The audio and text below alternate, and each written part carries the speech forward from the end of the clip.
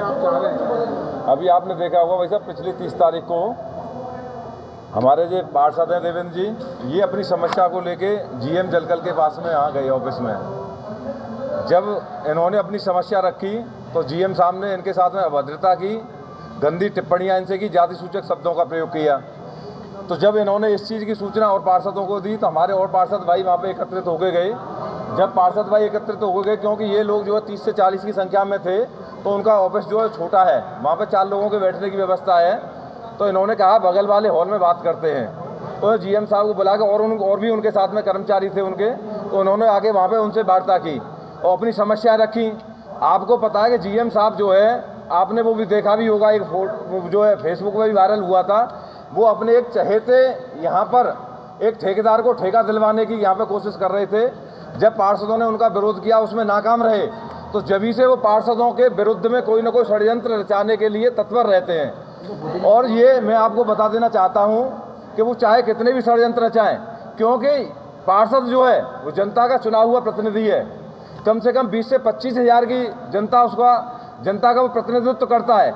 आप अभी मुझे बताइए, आप एक हमारे अभी पत्रकार महोदय कह रहे थे कि पार्षद ने अपने वार्ड में क्या विकास कराया। तो पार्षदों को जब विकास के लिए पूछा जाता है तो इसका मतलब ये है कि पार्षद कहीं ना कहीं उस विकास के लिए जिम्मेदार हैं। जब वो पार्षद अपने विकास के लिए जिम्मेदार हैं तो पार्षद पे कोई, आप ये बताइए, सिग्नेचर अथॉरिटी तो है नहीं है, न कोई वैसे अधिकार प्राप्त हैं। वो एक माध्यम है, एक कड़ी है जनता के और निगम के बीच की। जब वो अपनी बात को इन अधिकारियों के समक्ष रखता है, अपनी जनता की समस्या रखता है, और जब वो प्रत्युत्तर में उसको, आप ये बताइए, उसको अपमानित महसूस करता है, अपमान उसका किया जाता है, तो इस स्थिति में वो क्या करेगा?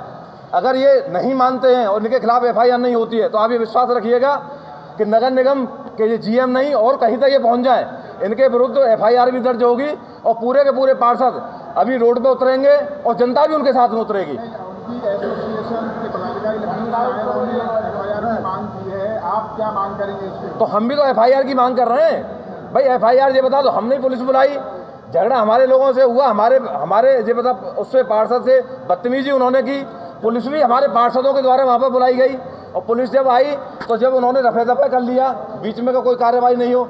अब वो उसका एक षड्यंत्र के तहत अब वो अपनी यूनियन का लाभ उठाना चाहते हैं। तो पार्षदों की भी तो यूनियन है, कोई पार्षद मथुरा जिले में ही थोड़ी नहीं है, पूरे उत्तर प्रदेश में, पूरे उत्तर प्रदेश नहीं पूरे देश में पार्षद हैं।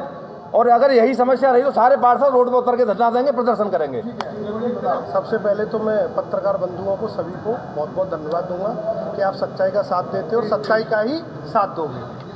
ये जो मांग इन्होंने की है, एक व्यक्ति मथुरा में 30 तारीख से जो आपने झगड़ा चल रहा है, जो जनप्रतिनिधियों पे कहीं ना कहीं आरोप लगा रहा है, ये बड़े दुर्भाग्य की बात है कि मतलब 40 पार्षद झूठ बोल रहे हैं, जहाँ एक साथ एक व्यक्ति से हमारे से जाति जो शब्द बोले, और जब हम पहुंचे बैठ के उससे बातचीतें की, केवल हमारा यही तो कर्म था कि भाई हमारी जनता को पानी क्यों नहीं जा रहा है? भाई हम जनता ने चुन के भेजे हैं, अगर हम पानी की शिकायत नहीं करेंगे तो करेंगे किससे? उस पर उसने उल्टी सीधी टिप्पणी करते हुए 40 को उल्टा सीधा बोल के और FIR लिखाने की तहरीर गुमराह के अपने बचाव के लिए। हकीकत है इतना भ्रष्टाचारी आदमी हमने कहीं देखा नहीं। हम पार्षद इसलिए एक हुए कि मतलब कहीं ना कहीं जो भी है जनता की समस्या का समाधान, हमारी समस्या नहीं, भाई जनता की समस्या है।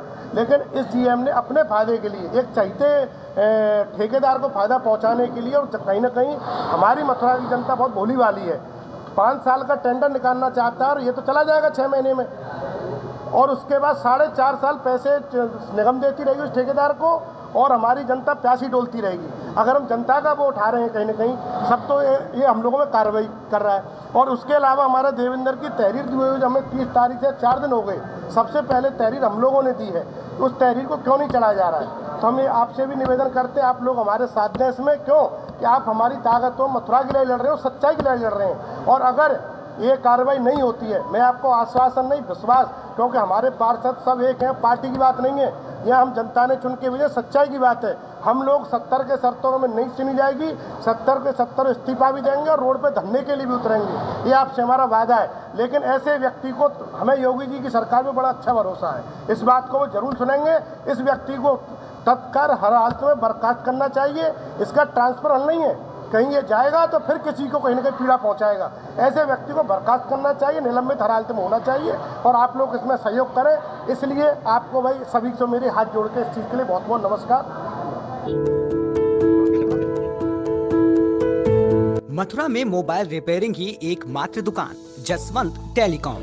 विजिट करें जसवंत टेलीकॉम, मंडी चौराहे के पास, हाईवे प्लाजा के सामने। मोबाइल रिपेयरिंग और एसेसरीज का होलसेल व रिटेल के उचित विक्रेता। मथुरा की नंबर 1 शॉप जसवंत टेलीकॉम। भी एक बार जरूर विजिट करें। The best mobile repair all over India. Mobile number 9837851017।